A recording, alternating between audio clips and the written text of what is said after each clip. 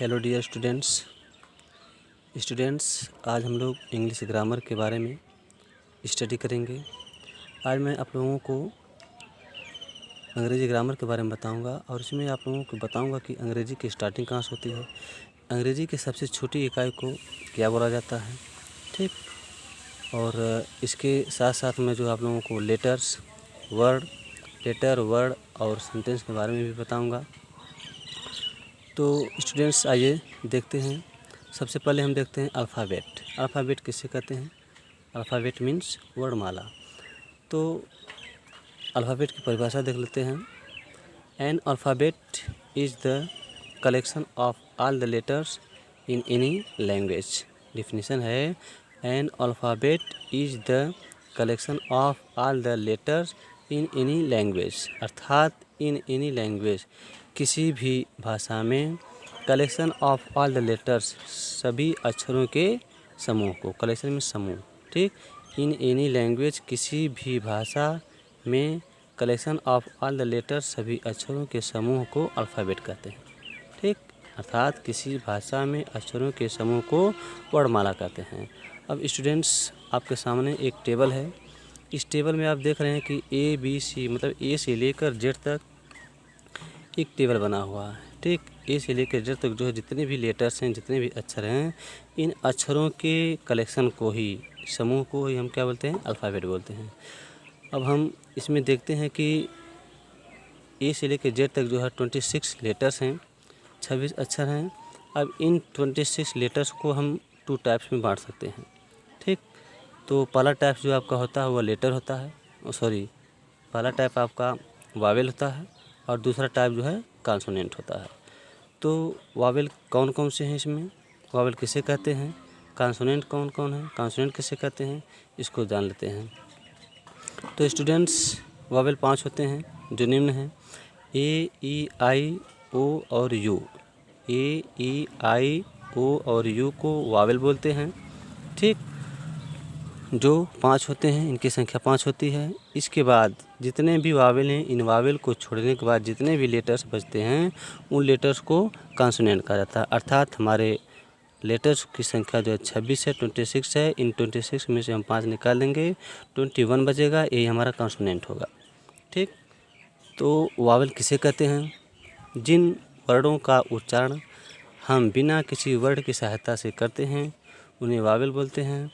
और कॉन्सोनेंट जिन वर्डों का उच्चारण करने के लिए हमें किसी वर्ड की आवश्यकता पड़ती है, हम किसी वर्ड का सहारा लेते हैं, उसे कॉन्सोनेंट कहते हैं।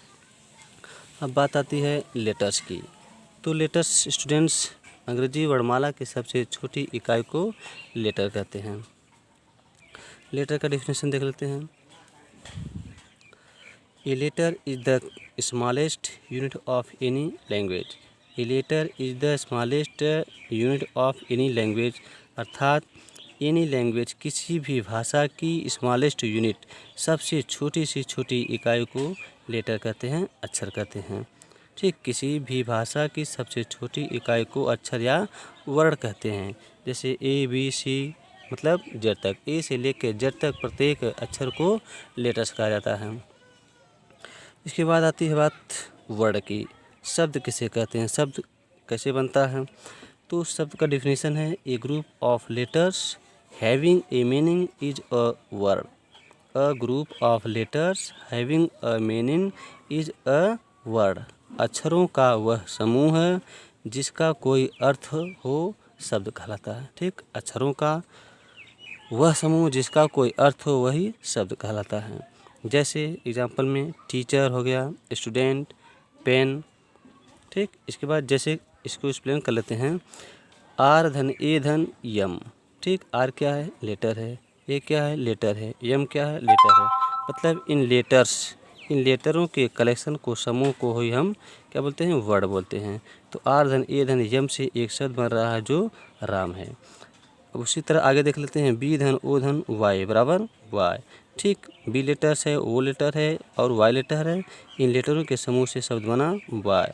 इसी प्रकार डी धन ओ धन जी बराबर डॉग, ठीक। तो अगला डिफिनीशन हम देख लेते हैं सेंटेंस की। सेंटेंस किसे कहते हैं, ठीक। तो स्टूडेंट्स सेंटेंस का डिफिनीशन है a sentence is a group of words that makes a complete sense. ठीक, a sentence is a group of words that makes a complete sense, अर्थात वाक्य शब्दों का वह समूह है जिसका कोई पूर्ण भाव प्रकट होता है। ठीक, वाक्य शब्दों का वह समूह है जिसका कोई पूर्ण भाव प्रकट होता है। जैसे एग्जाम्पल देख लीजिए, Gandhi ji was a great leader.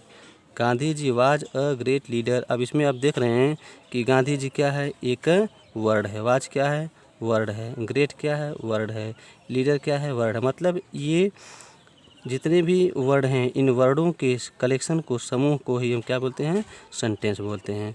जैसे अगला एग्जांपल, गॉड इज ग्रेट, ईश्वर महान है। तो गॉड भी क्या है, वर्ड है, इज क्या है, वर्ड है, ग्रेट क्या है, वर्ड है। इन तीनों वर्डों को मिलाने से एक सेंटेंस का निर्माण हो रहा है। उसी तरह अगला एग्जांपल है, Poonam is a good girl. इसमें भी पूनम वर्ड है, इज वर्ड है, गुड वर्ड है, गर्ल वर्ड है। ठीक, तो वर्डों के समूह को हम जो है सेंटेंस बोलते हैं।